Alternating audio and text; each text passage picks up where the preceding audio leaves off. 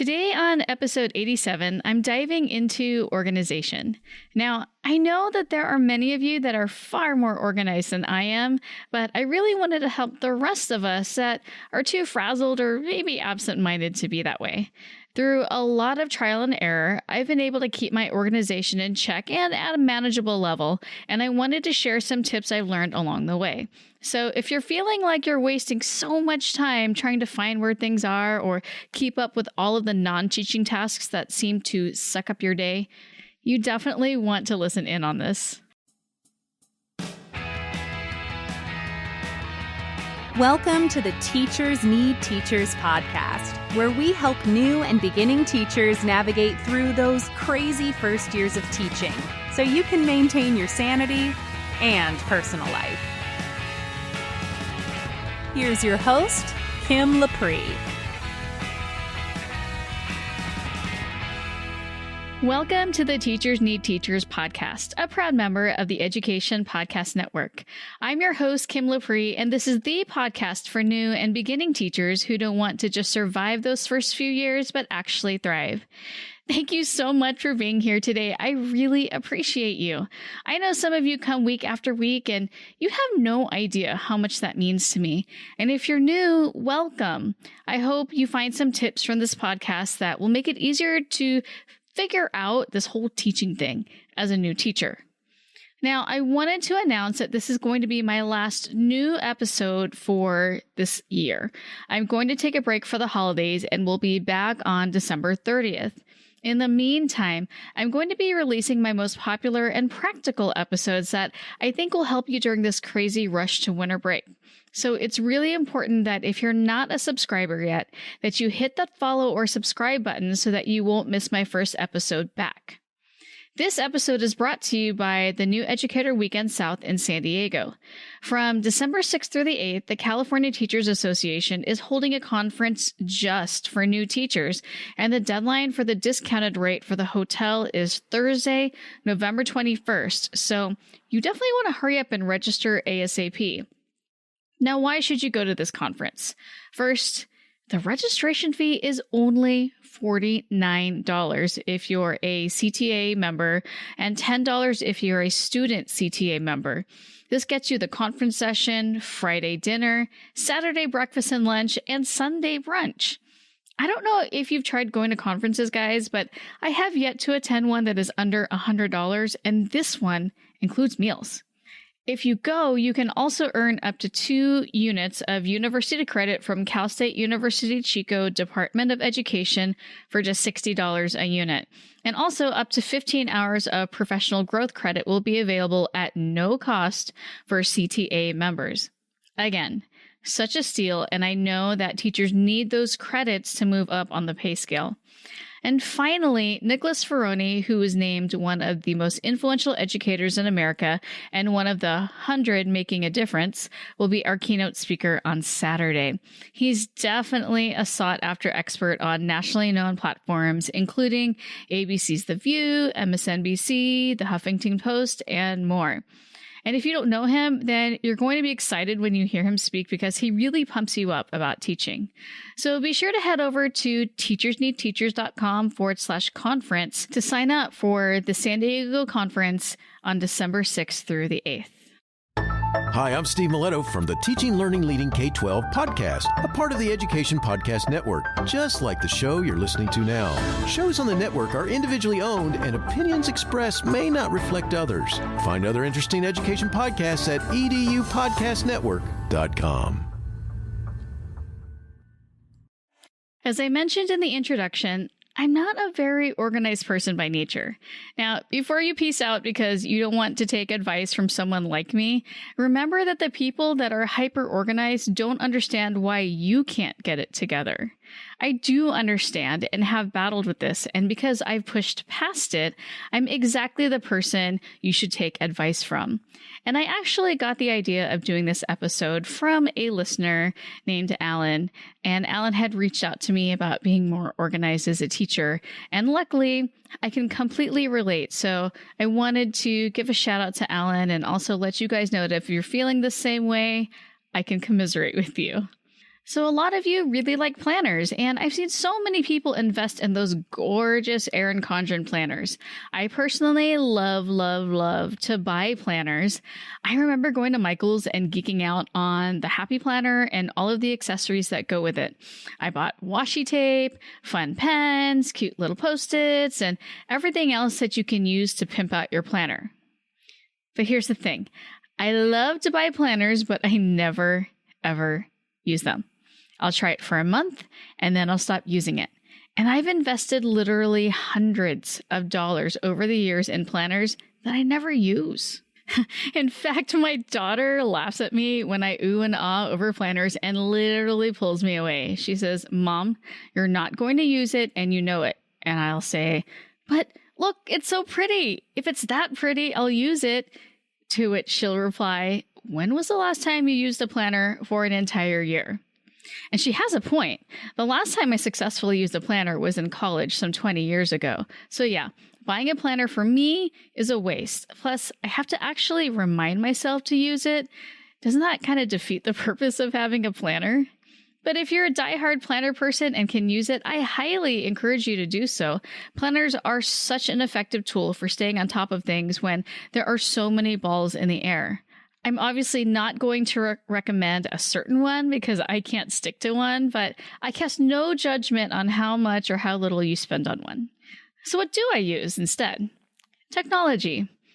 I'm a Mac and Apple nerd, and the fact that the devices sync with each other is really helpful. If I was an Android user, I'd probably use more Google Apps because I already use them a lot on my phone. I make lists on the Notes app, use reminders, and put all the dates on my calendar. I only use the native apps on my phone because I don't find it necessary to pay for anything. And I used to not have a system in terms of planning, if we're being honest here. Every year, I'd have to spend hours rebuilding what I did the previous year, and for whatever reason, I always wanted to change things up. Does that sound familiar? So my first steps towards solving this conundrum is I actually took a paper monthly calendar, notice I didn't say planner, went through the digital calendar in our learning management system and also the assignments in Google Classroom from the previous year, and wrote down what I did and when. I needed a visual for what I had done before so that I could always come back to it. And if you use a paper plan book, then, you can just use that too. You can look back on what you've done before. Next, I started to transition to creating notes in the Notes app with my schedule for the week or maybe the month. I'd put what I teach each day for each period, and it would give me the flexibility to just adjust as needed. I know some people who use Google Docs for this. The reason why I used the Notes app is because it didn't require the internet to get my notes, and unless I set my list in Google Docs as being able to edit offline, Google Docs requires the internet. And while I usually have good service or Wi-Fi, I don't want to have to deal with it if I don't. Also, in the Notes app, I can create folders while you have to make folders in Google Drive and then put the Google Docs in there. So I didn't want that extra step because then I'd have to go to the Google Docs app on my phone. Now, there's also Google Keep, which is just like the Notes app.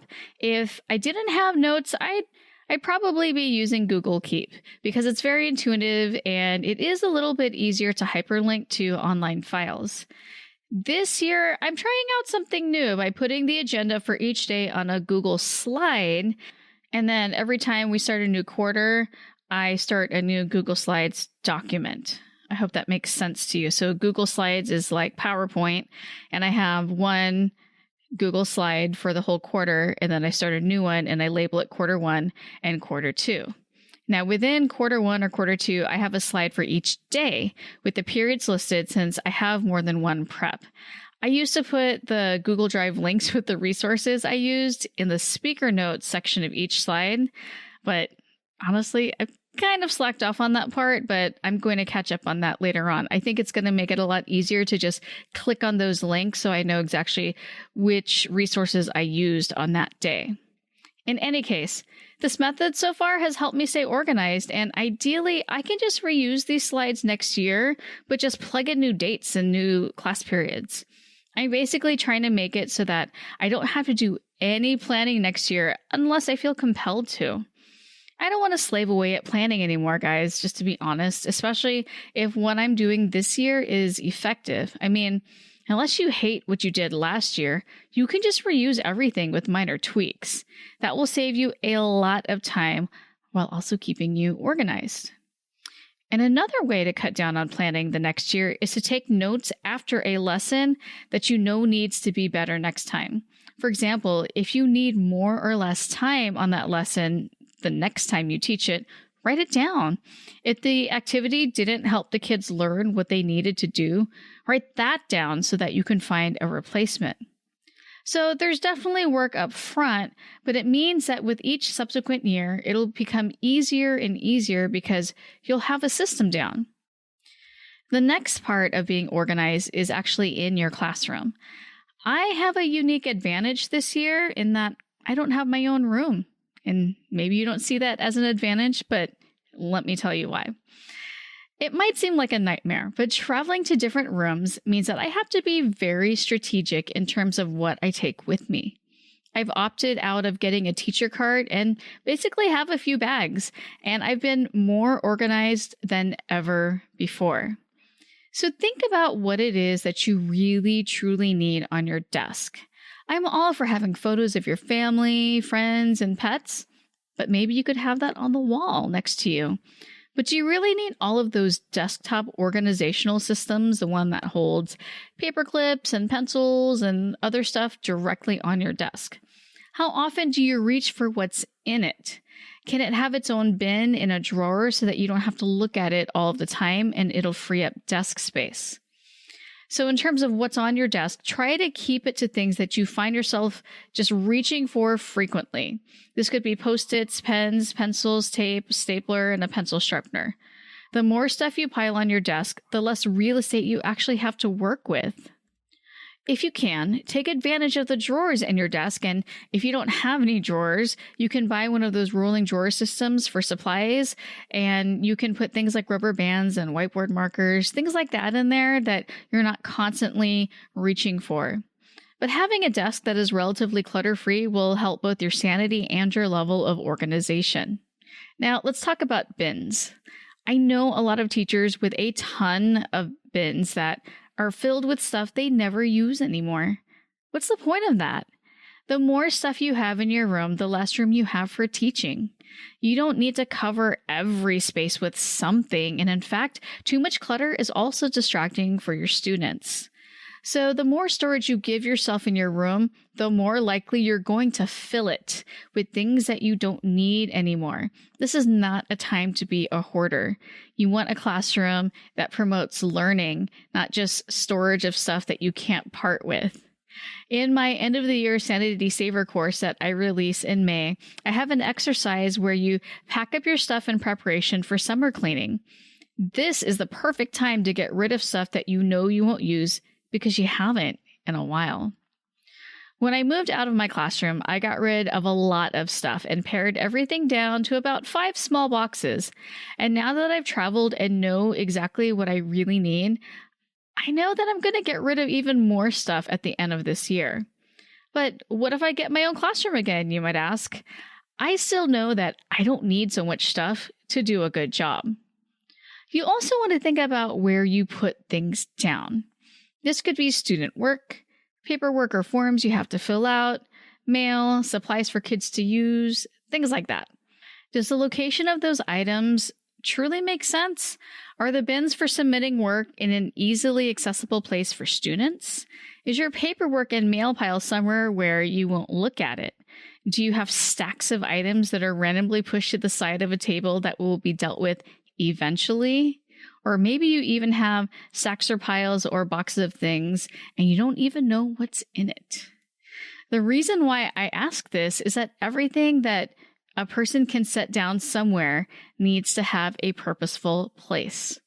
If you have these random stacks of things or you just pile everything on your desk, you'll become overwhelmed and probably never get to it. You're going to find yourself behind on paperwork, losing student work, and having lots of things just collecting dust. And that can add to overwhelm and stress. So you need to come up with a system so that everything that gets set down has a proper home, and stick to using that home for only those things. Now, notice I didn't give you a system or suggestions on how to do this. This is because whatever system you use, you have to own it. I've read and heard about so many different ways to organize a classroom, but if it doesn't really work for me and I can't stick to it, I won't use it. So you really need to know yourself and what makes sense for you and stick to it. If you like file folders, then use it. I don't care what anyone says. If they're like, no, everything should be digital. If you like to have things in a filing cabinet, then use that. If you like to have those stackable bins for collecting work, use that. If you like tubs for collecting work, use that. But have a system. And you know what? If you want to try something out that somebody suggests, then of course do it and get feedback from your students as well as to how it's working. They might even be able to give you suggestions, and you should definitely let them help you. If you need assignments alphabetized for easy grading, ask a student to do that. If you need someone to check off who has actually submitted an assignment so that you can hunt down the ones who haven't before they leave, then do that. You have students who really want to help and feel important, and some who are naturally organized, so tap into that. When they take ownership of the classroom, this gives you more mental bandwidth to focus on teaching. Now, finally, I wanted to do a refresher on making use of your non-teaching time. I've talked about this several times before, but I think it's important to reiterate a few things. And by non-teaching, this could be still during your school day, but you're not actually in front of students. So first, if you think you have no extra time, then for 1 to 2 weeks, I suggest that you write down exactly what you do every hour that you're not physically teaching. This could be using social media, eating, grading, planning, answering emails, things like that. And I know this seems tedious, but it's really important to get a clear picture of where all of your time is going. And be honest with yourself. There should be no shame involved. You're doing this so that you can increase the amount of free time you have outside of your duty day and spend more time taking care of yourself. So take a good look at this and figure out where you're wasting time. You might think that you're working really hard after school, but instead you're chatting with your neighbor, playing words with friends, and scrolling on Instagram, which is totally fine. But then we have to be honest with ourselves about why we feel like we don't have enough time in the day. And once you figured out your time wasters, you need to start actually scheduling what you're going to do with the hours outside of teaching. If you have a 1-hour planning period, decide what you're going to do during that time for each day. And batch activities so that you're not wasting time switching between them. So maybe save your photocopying for 1 or 2 days and grading on another. And stick to your schedule as much as possible. If you schedule the gym, go. If you schedule family time, don't work. If you schedule grading, stay off social media. It's really hard to be committed to this, I'm not going to lie, but you have to remember that the ultimate goal is to be more organized and have more free time. I personally arrive at work about 15 to 20 minutes before school starts, and I do this intentionally. This is the time when I answer emails in bulk. One of the benefits is that I can do this rather efficiently, plus my email ends up at the top of the recipient's box. Of course, if there's an urgent or time-sensitive email, I'll answer it at other times, but sticking to a schedule makes it easier for me to be in one zone at a time. I also make really good use of my planning period in our advisory. I try not to go on social media during that time unless maybe I want to give a quick update on Instagram or my Teachers Need Teachers Facebook group, but otherwise, I work really hard to get things done. You have to realize that when you say yes to something, you're saying no to something else. So if I'm saying yes to social media during my planning period, then I'm saying no to free time with my family after school. So you're going to have to find a system that works for you, but just know that the only person who can give you back your time is you. If you waste time, then obviously you won't have any left to do the things that really matter to you. And the benefit of being purposeful with organization and your time is that when you finally have that time for yourself, you can be truly present. I can't take back the time I spent on my computer grading or planning when I should have been hanging out with my daughter. And now that she's a teenager, she'd rather be with her friends. But when she was 7, she wanted to play with me. She wanted to go on walks with me. But no, mommy was too busy, so let me put something on the TV so that she can be distracted instead of distracting me. And I have a tremendous amount of guilt, you guys, about this because I really wish I'd done things differently, which is why this topic is just so darn important to me.